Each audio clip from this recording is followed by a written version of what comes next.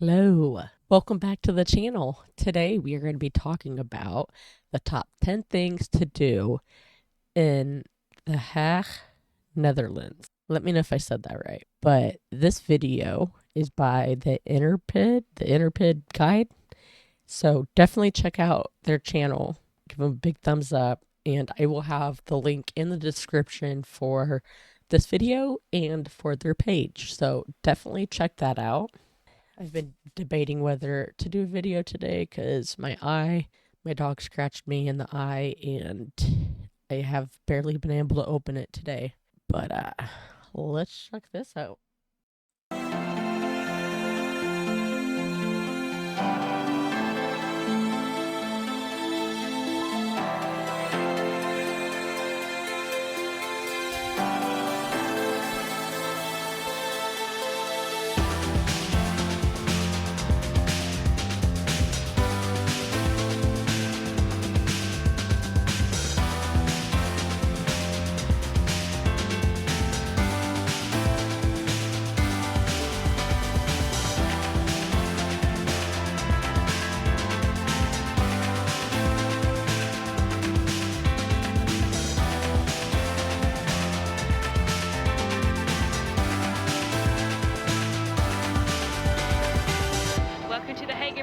This is the international city of peace and justice.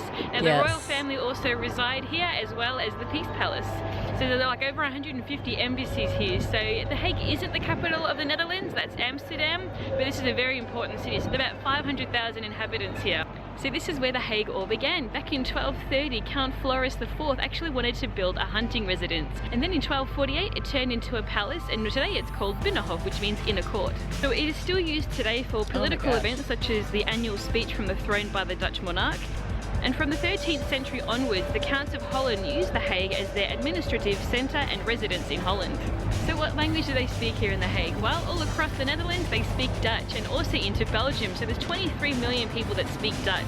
So let's take a look at a few phrases that we'll be using throughout this trip. So we've got the essentials like hello, which is obviously hello. We've got goedemorgen, which is good morning. We've got tot ziens for goodbye, alsjeblieft for please, and what else have we got? Dank je and bedankt for thank you. Yes. So throughout the city also is a little dedication. I actually knew every single one of those. So yeah, this is a place they have like the international court or whatever. I don't know exactly what you call it. International institution. But it houses like the people that if there's an issue with two different countries, this is where they go to duke it out. So that's pretty cool. This place is a very important place. I was kind of reading the background, and yeah, it's very, very interesting. So let's continue. To the Dutch artist Mondrian. So behind me in the court pond, so the Hofvijver, you can see multicolored squares dedicated to Mondrian. So you've got the blue, red and yellows.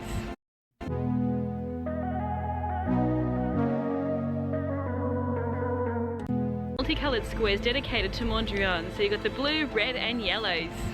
What's that? So I've just arrived at the front of the MC Escher Museum. Now that's Mauritshuis Escher. Now he's a famous Dutch sketch artist.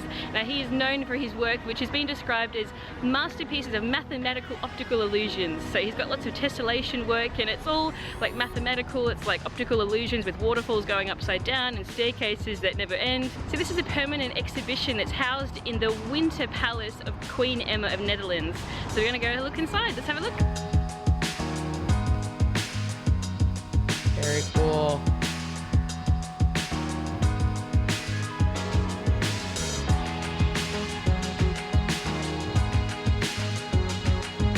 So we're heading out to the seafront.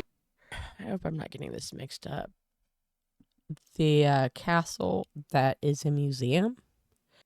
I don't know. Yeah, this place is one of the most important and vibrant cities in the Netherlands. Now now, so it's called Binnenhof. I'm pronouncing all my huns. But basically out here we're going to go see some shops and restaurants. So there's a famous Ferris wheel out there, so it's quite a beautiful part of town. It's a little bit cold today, but hopefully it'll warm up by the time I get there. So I'm just going to catch the tram, and it shouldn't take me any more than half an hour to get there and explore around the area, and then I'll show you what I find.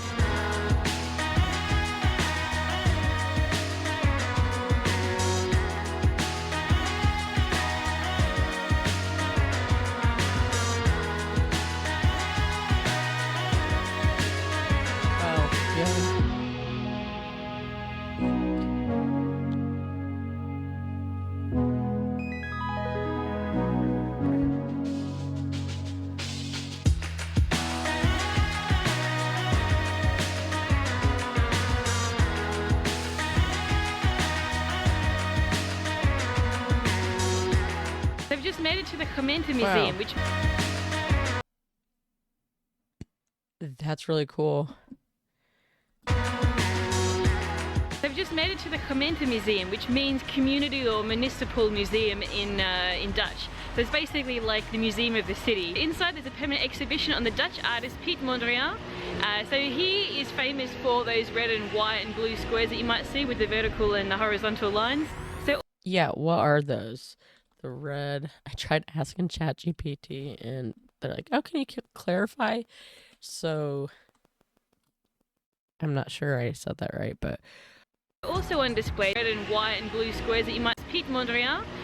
So he is famous for those red and white and blue squares that you might see with the vertical and the horizontal lines. So also on display is one of Mondrian's last pieces of work, and they actually bought it for 35 million euros at the time as a celebration of when they went from the guilders currency into the European currency, and it was a gift from the bank to the city of The Hague. So I'm just outside the Gemeente Museum. I'm going to make a beeline to see all of Mondrian's work.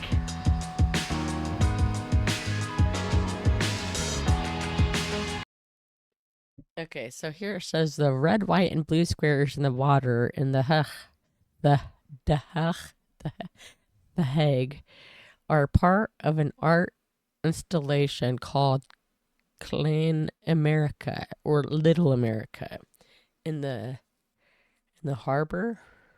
The squares which float on the water represent abstracted versions of the American flag and symbolize a connection between the Netherlands and the United States. This installation was created by Dutch artist Peter Struchen and is meant to highlight both countries' cultural ties and influence on each other. So that's very cool. Yeah, I thought they were like, looks like you could like walk on them. That's what I thought they were.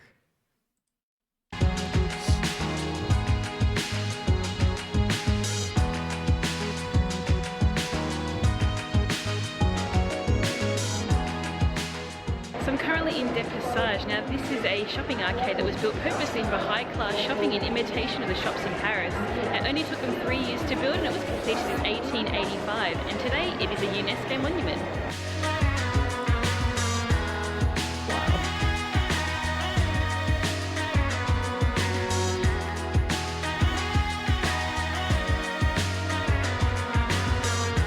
So if you want to know how to pronounce The Hague as a local, then you have to say Den Haag.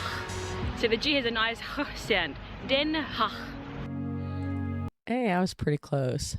Den Haag.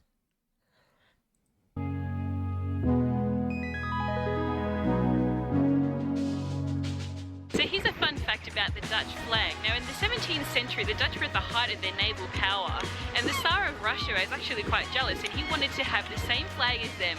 Now the reason why flags were invented was basically so on the battlefield and in the naval wars that people could easily recognize each other.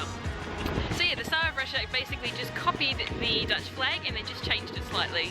So this road that I'm walking along now is actually called Langverhout, which actually sort of translates to along the outward. But yeah, lots of trees, very beautiful. Basically this area was where all the affluent people lived, all the dignitaries and everything. Ah.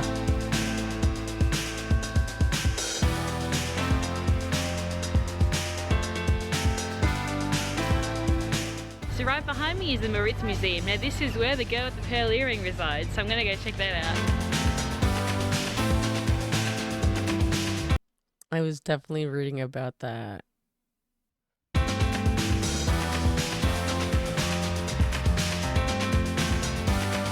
Wow. Such a beautiful museum. It's in a former palace that the Queen used to live in. Look at this beautiful self-portrait of Rembrandt. There she is, that's the girl with the pearl earring. Now that is a trony, which means it's not an actual person, it's depicted of an imaginary person in traditional dress.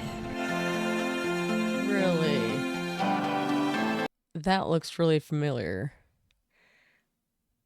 I don't know where I've seen that from, though.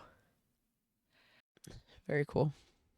So behind me is the beautiful Binnenhof. Now we're going to take a look inside. So Binnenhof actually means inner court.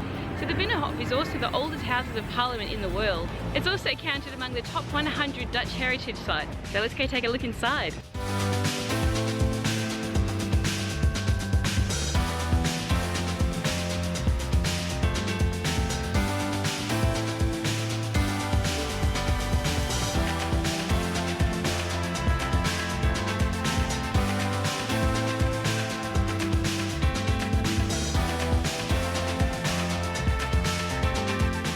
So with the Peace Palace behind me, I'm actually going to check out one of the largest paintings in The Hague and certainly in the Netherlands as well.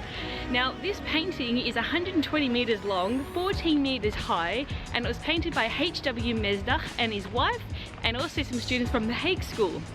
Now this panorama, obviously it covers all the walls in the room and it's placed in a building that was purpose-built just for this painting. Cool.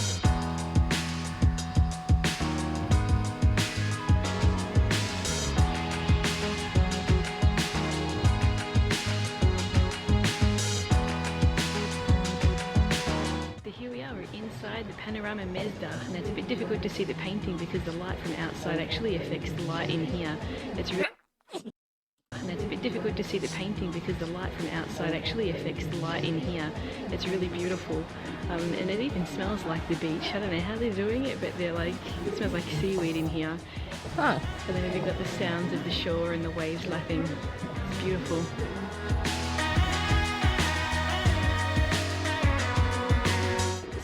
Of The Hague is actually the stork. Now you'll see this all throughout the city, on the rubbish bins, on the sewage drains, at the top of monuments, in the front of like shopping arcades.